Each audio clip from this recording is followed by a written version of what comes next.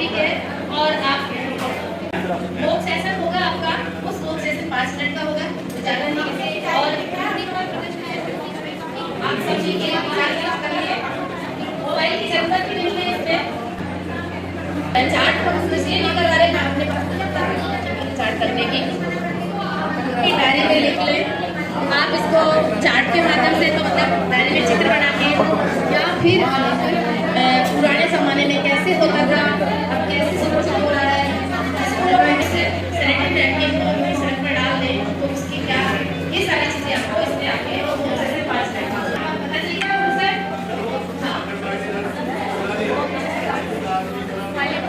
बोलना है वोक सेशन होगा आपका, उस वोक सेशन 5 मिनट का होगा, ज़्यादा नहीं। और आप सभी के विचार करिए, मोबाइल की जरूरत भी नहीं है इसमें। मोबाइल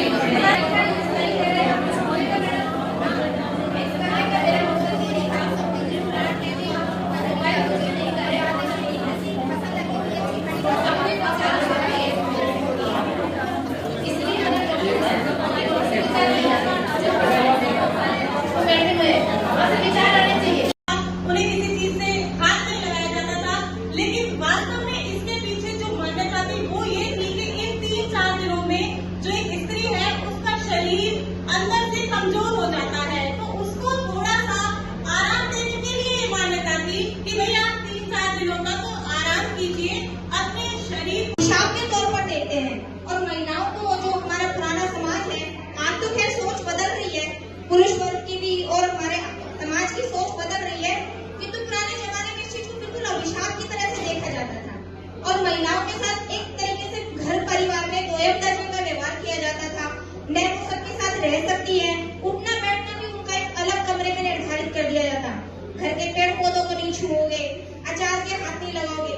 ठीक है, इनमें से कुछ चीजों के एक साइंटिफिक रीजन हो सकते हैं, लेकिन हम अगर अपने आने वाले किशोर किशोरियों को इसके बारे में ये जाना नहीं चाहते, देखते हैं खेत में पीछे फेंक जाते हैं, तो उनको ये बात भी समझानी पड़ेगी कि सुरक्षित तक हमारा सुरक्षित तरीके मतलब है कि हम जब सैनिटरी नैपकिन का किसी कपड़े का यूज करें, तो यूज करने के बाद हम अपने हाथों को जरूर धोएं। और इसके अलावा सैनिटरी नैपकिन को 3-4 घंटे के बाद में उसको चेंज करते रहें, क्योंकि अगर चेंज नहीं करेंगे तो उससे खुजली की। पुलिस एकेडमी का जो ट्रेनिंग लेके आई थी, वहाँ पे भी IAS मैम आई थी, उन्होंने इसी चीज के ऊपर रखा था, इसलिए मैं आपसे शेयर कर रही हूँ। उन्होंने IAS मैम ने बोला था कि मेरी बेटी है जो फॉरेन पढ़ती है, दिवाली के दिन वो आई थी और उसका चेहरा उदास था। मैंने पूछा बेटा क्यों? बोले मामा आज मेरा फर्स्ट डे है। तो बोले कोई बात नहीं, मैंने अपनी बेटी से ही पूरी दिवाली के डेकोरेशन करवाया, पूरी तैयारी करवाई, उससे पूजा करवाई। क्या वो बच्चे इतनी दूर से विदेश से आई तो क्या घर की पूजा नहीं करेगी? तो अगर हम साफ है, शुद्ध है, तो इन चीजों के ऊपर बहस का मुद्दा नहीं है, लेकिन अगर चीजों को पॉजिटिव ले तो ज्यादा बेटर होगा। धन्यवाद। जा करके नहीं करता है, बिल्कुल भी नहीं जाएंगे। अब हम क्या करें? लड़कियों ने सैनिटरी नैपकिन से डाल रखे हैं, ऐसी कंडीशन में कोई भी बच्ची जाना पसंद नहीं करेगी, क्योंकि नॉर्मल सा बात है। हम इस तरह से देखेंगे तो उन्हें भी थोड़ा सा एक ऑकवर्ड फील होगा, इसलिए उन्होंने शिकायत दर्ज की। अब मैं टीचर का क्या फर्ज होता है, अगर बच्चे की कोई भी इस टाइप की शिकायत आती है तो हम उस चीज को अपने जो हेड होता है उससे शेयर करें और उस चीज का निकाल करें। जहाँ आपको लगता है शिकायत नहीं आएगी, तो आपको कैसे पता चलेगा? आप ये बताइए, आपके पेट में दर्द हो रहा है मान लो, और आप बताओगे नहीं किसी को, मेरे को क्या पता चलेगा? टॉयलेट गंदे हैं। यस मैम, आज अपनी जो गरिमा बेटी है उसमें एक शिकायत दर्ज हुई है कि बच्चों के जो टॉयलेट्स हैं वो बहुत गंदे हैं, वहाँ पर नैपकिन्स वगैरह ऐसे ही खुले में डाले हुए हैं, तो बच्चियों को जाने में प्रॉब्लम हो रही है। इवन मैंने खुद ने रियलाइज किया है कि जैसे हमारे वॉशरूम में जा रही थी तो मैंने खुद ने देखा है, तो हमारा दायित्व बनता है कि हम इस चीज़ का सोल्यूशन करें। तो प्लीज़ या तो हम जैसे आप या तो जो टीचर है अपॉइंटेड है जो ये नैपकिन्स का है, तो वो उसको बच्चियों को समझाए कि कैसे इसको डिकम्पोज किया जाए, कैसे इसको डिस्पोज किया जाए। तो आप प्लीज़ दें। शिकायत वास्तव में विचारणीय है। ये बात अगर टॉयलेट्स के हालात ऐसे होंगे मैम, तो वहाँ पे बच्चियाँ ही नहीं जा पाएंगे, असहज महसूस करेंगी। मैंने वैसे अपने मैम को जो इंचार्ज मैम वो आज एब्सेंट है, उनको मैंने कह दिया था कि बच्चे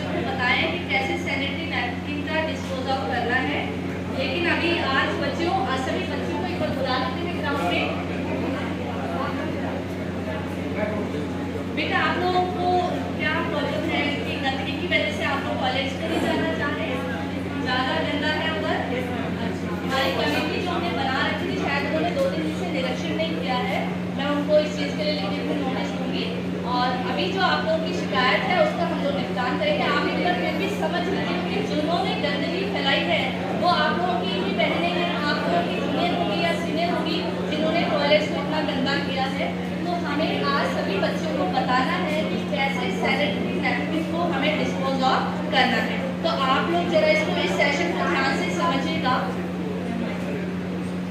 ये मेरे पास सैनिटरी नैपकिन है, ठीक है, ये सैनिटरी नैपकिन है। इसको हम यूज करने के बाद और उसको फिर हम लोग ऐसे फोल्ड करते हुए इसको हम डिस्पोज ऑफ करेंगे, ताकि देखने वाले को भी बुरा ना लगे। वैसे हमारे स्कूल में वेंडिंग मशीन लगी हुई है जिसमें कि इलेक्ट्रिकल वे से डिस्पोज ऑफ हो जाता है, लेकिन कई बार आपको भी पता है लाइट की राजस्थान में कितनी समस्या है। बच्चियाँ क्या करती है, उसमें वेंडिंग मशीन में ना डाल के उसको साइड में डाल देती है। तो हमने अपने स्कूल में एक बकेट रखवा दी है बड़े साइज की, उसके अंदर जब अगर आप वेंडिंग मशीन काम नहीं कर रही है, उसके साइड में हमने पुराने न्यूज़पेपर्स भी रखवाए हुए हैं। लेकिन क्या होता है कि बच्चियाँ सोचती है कि मैं बाहर जाके रैप करूंगी तो सबको पता चल जाएगा कि मेरे को पीरियड्स आए हुए हैं। वो चुपचाप आती है और वो कर जाती है, तो उससे आसपास गंदगी फैल जाती है।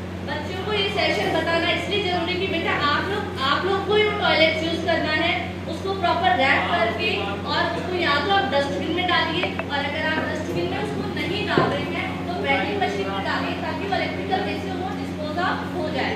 और यदि हम घर में भी अगर हम इसको यूज करते हैं तो हम इसको कचरे में ओपन थ्रो ना करें, प्रॉपर उसको न्यूज़पेपर में रैप करने के पीछे रीजन ये है कि न्यूज़पेपर गल जाता है। कई लोग उसको पॉलिथीन में बांध के फिर थ्रो करते हैं, उससे क्या होता है जहाँ पे कचरा जाता है वहाँ पे गाय उसको खा जाती है और वो उसको भी इन्फेक्शन कर देता है, क्योंकि वो जो ब्लड होता है वो बाहर आने के बाद वो खराब होने लगता है और उसको वो खा जाती है, जिससे कि एनिमल्स जो आवारा पशु घूम रहे हैं उनको बीमारियां हो जाती हैं। जो वहाँ से राहगीर जो आने जाने वाले होते हैं उनको भी वो अच्छा नहीं लगता है।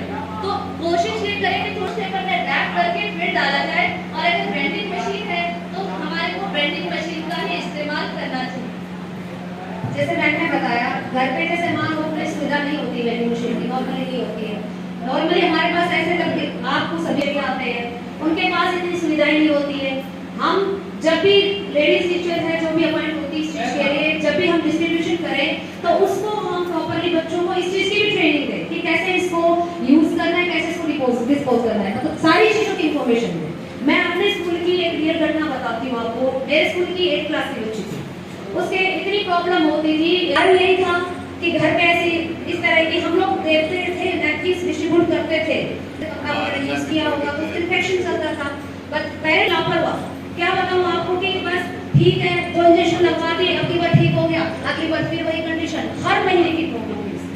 लास्ट में उसको हम खुद हमारे जो सर हैं वो और हम सब उसको लेके गए, हमने उन्होंने हॉस्पिटल में लेके गए, उस बच्ची को दिखाया, अल्ट्रासाउंड करवाया, और उसके जो प्रॉब्लम थी डॉक्टर का इलाज करवाया, और डॉक्टर से खुद कंसल्ट किया कि भाई क्या क्या दिक्कत है। तो मेरा आप सभी से यही रिक्वेस्ट है, क्योंकि हमारे पूरे घर में भी बच्चियाँ हैं, स्कूल में भी बच्चियाँ हैं, तो इस चीज से अवेयर करना है। और सेकंड थिंग है, हम ऐसा नहीं है कि लड़कों को भी इस चीज का, लड़कों और लड़के को दोनों को साथ बैठा के भी समझा सकते हैं कि लड़के इसको अदरवाइज ना ले जाए।